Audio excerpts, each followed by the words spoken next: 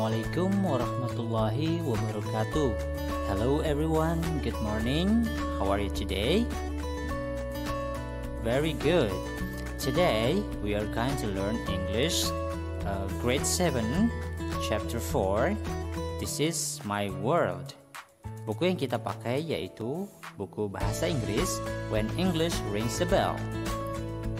We will learn to state things, animals, and public place around us.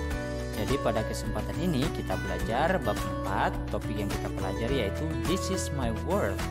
Ini duniaku. Yang akan kita pelajari yaitu to state things around us, yang artinya menyatakan benda-benda yang ada di sekitar kita. Nah, adik-adik, tujuan pembelajaran kali ini yaitu melalui contoh yang dipelajari, siswa mampu menyatakan benda-benda yang ada di sekitar dengan menggunakan bahasa Inggris dalam kehidupan sehari-hari. Pada pembelajaran ini, we will say the things in the classroom and in our bag. Jadi, kita akan mengatakan benda-benda yang ada di dalam ruang kelas dan juga di dalam tas kita. Kata kunci atau keywords dari pembelajaran ini yaitu there is and there are, article a or an, have and has, and the last do and does. Things in the classroom, benda-benda yang ada di dalam ruang kelas. A globe, a clock, a picture, an air conditioner, a window, a door, a board, a cupboard, a book, a table, a wall, a desk, a chair, a floor. Now, repeat after me. Ulangi setelah saya. A globe, a clock, a picture, an air conditioner, a window, a door, a board, a cupboard, a book, a table, a wall, a desk, a chair, a floor. Good job, students. Dari benda-benda yang ada di dalam ruang kelas ada a globe, a clock, a picture, an air conditioner, a window, and so on. Nah, dari benda-benda tersebut ada yang diawali dengan huruf artikel A dan juga ada artikel AN ya, yaitu pada an air conditioner. Oke, untuk penjelasan lebih lanjut tentang artikel A dan AN, perhatikan penjelasan berikut ini. Artikel AN digunakan untuk benda yang jumlahnya satu atau tunggal dan diawali dengan huruf atau bunyi vokal seperti A, I, U, E, dan O. For example, I have an apple in my bag. Saya punya sebuah apel di dalam tas saya. She has an orange in her bag. Dia perempuan mempunyai sebuah jeruk di dalam tasnya. He waits for an hour. Dia laki-laki menunggu selama 1 jam. Nah, pada apple, orange, dan hour itu diawali dengan artikel an karena di awal ketiga kata tersebut diawali dengan huruf vokal atau bunyi vokal. Sedangkan untuk artikel A digunakan untuk benda yang jumlahnya satu atau tunggal dan diawali dengan huruf konsonan seperti B, C, D, F, G, L, J, K, dan lain-lain. For example, there is a book on the table. ada sebuah buku di atas meja. Dan there is a globe on the cupboard. Ada sebuah bola dunia di atas lemari. Pada kata book dan globe diawali dengan huruf konsonan B dan G, sehingga artikel yang tepat yaitu artikel A. Now, let's talk about the number of the things in the classroom. How many windows are there in the classroom? Ada berapa banyak jendela yang ada di dalam ruang kelas? Great! There is a window. Or there is one window, yang artinya ada sebuah jendela di dalam ruang kelas. Question number 2. How many students chair are there in the classroom? Ada berapa banyak kursi siswa yang ada di dalam ruang kelas? Great answer. There are 4 chairs in the classroom.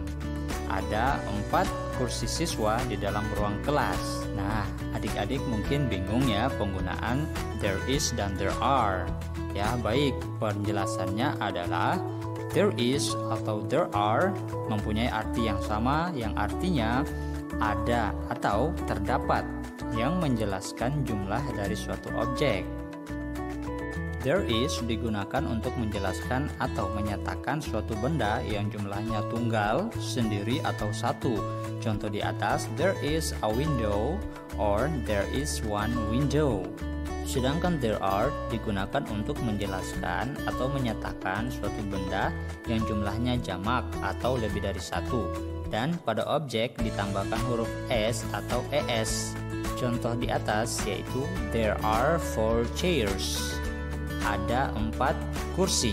Nah, pada kata chair ditambah huruf S menunjukkan bahwa kursi ada lebih dari satu, yaitu 4 buah. Adapun noun atau kata benda yang akhirannya ditambah huruf ES, yaitu kata yang berakhiran huruf S, X, Z, CH, dan SH. For example, there are 2 boxes on the table. Ada 2 kotak di atas meja. There are some buses parked at the parking area.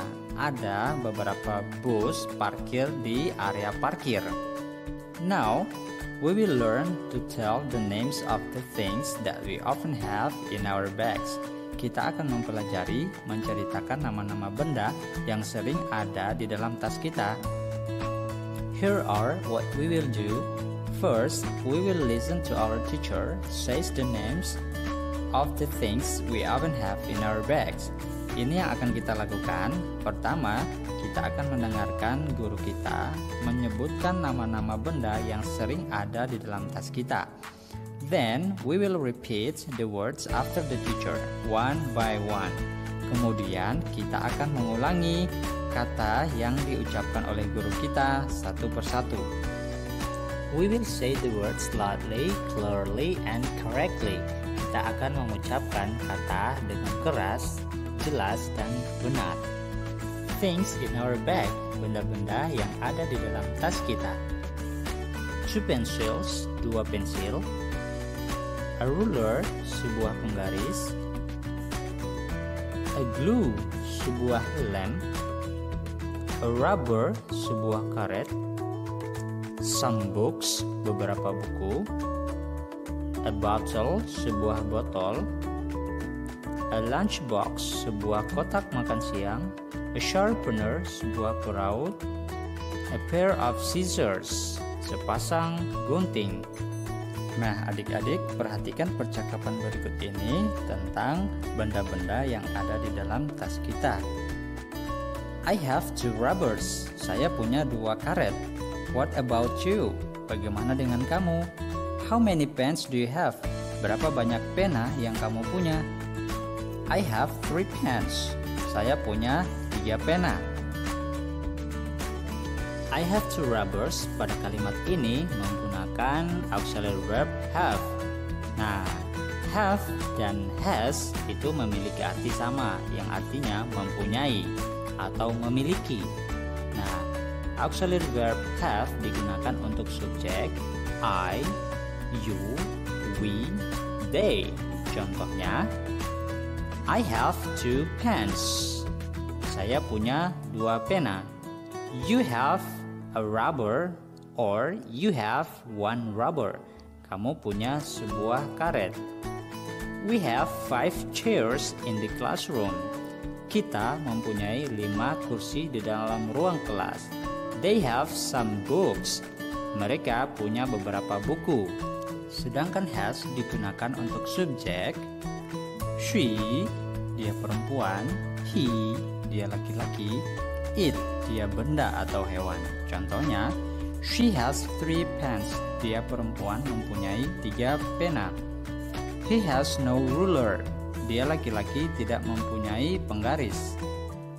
It has 4 legs. Dia, benda atau hewan, mempunyai 4 kaki. Selanjutnya, perhatikan kalimat how many pens do you have? Berapa banyak pena yang kamu punya? Di situ menggunakan auxiliary verb do yang artinya apakah. Kemudian ada juga auxiliary verb does yang sama artinya yaitu apakah. Nah, perbedaannya auxiliary verb do digunakan untuk subjek, I, saya, you, kamu, we, kita, they, mereka. Contoh, how many books do you have? Berapa banyak buku yang kamu punya?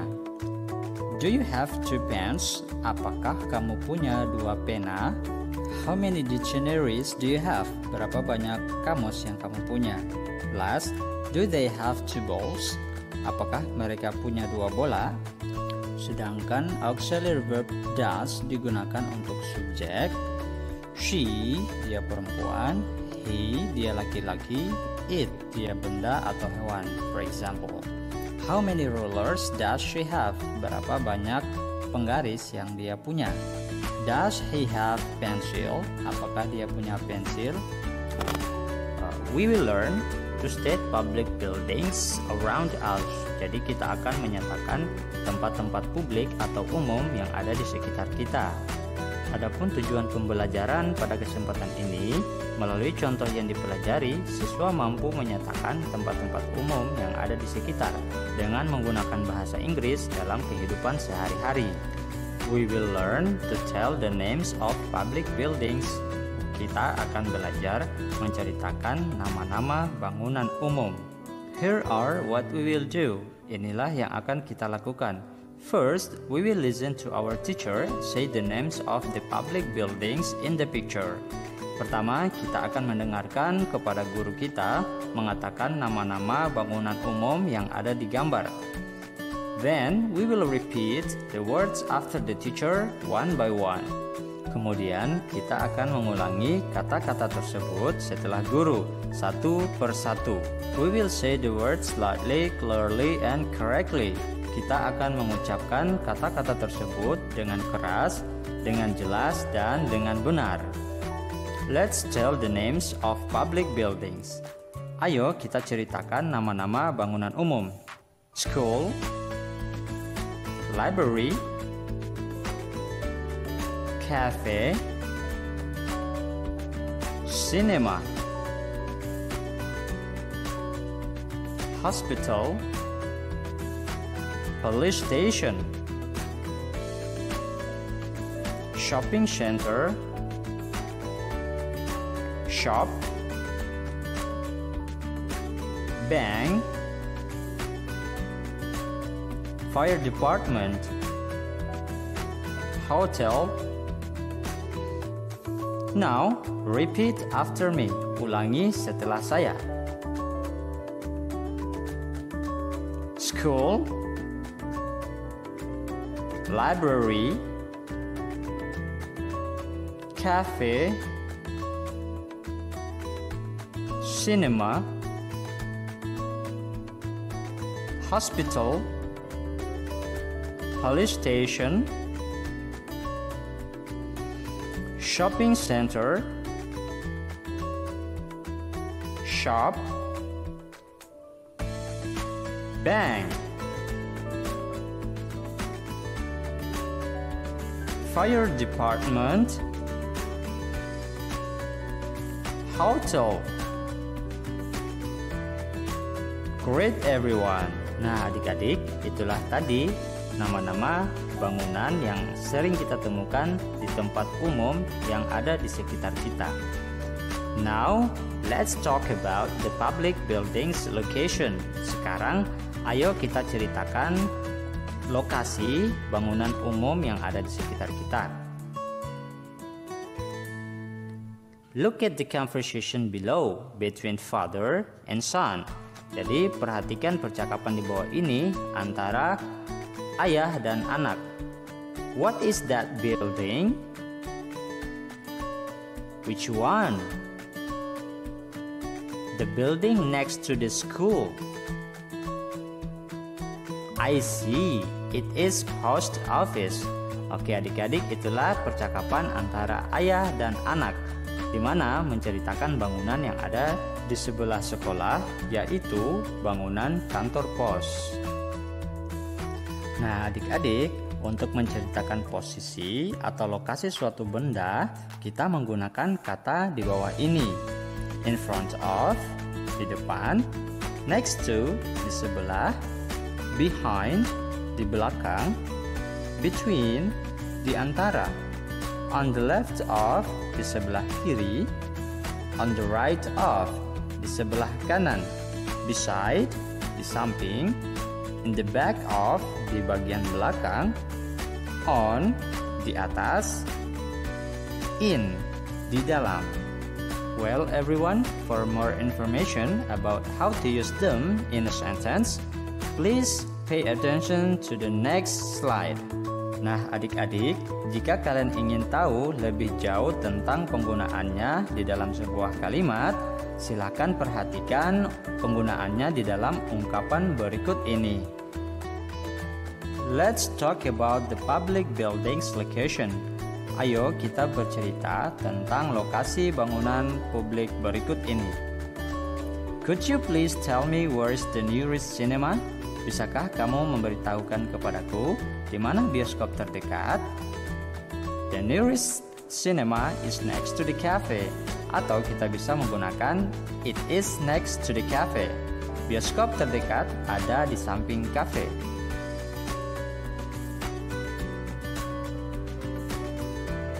Where is the bank? Di mana bank? It is across the library. Bank ada di seberang perpustakaan. Could you please tell me where is the nearest cafe? Bisakah kamu memberitahukan kepadaku di mana kafe terdekat? It is behind the police station. Kafe terdekat berada di belakang kantor. Do you know where is the shopping center? Apakah kamu tahu di mana pusat perbelanjaan? Yes, I do. It is between that shop and hotel. Ya, saya tahu. Pusat perbelanjaan berada di antara toko dan hotel itu. Could you please tell me where is the nearest hotel? Bisakah kamu memberitahukan kepadaku di mana hotel terdekat? It is on the right of shopping center. Hotel terdekat ada di sebelah kanan pusat perbelanjaan. Do you know where is the nearest shop? Apakah kamu tahu di mana toko terdekat? It is on the left of shopping center. Toko terdekat ada di sebelah kiri pusat perbelanjaan. Where is the police station? Di mana kantor polisi? It is in front of that cafe. Kantor polisi ada di depan kafe itu.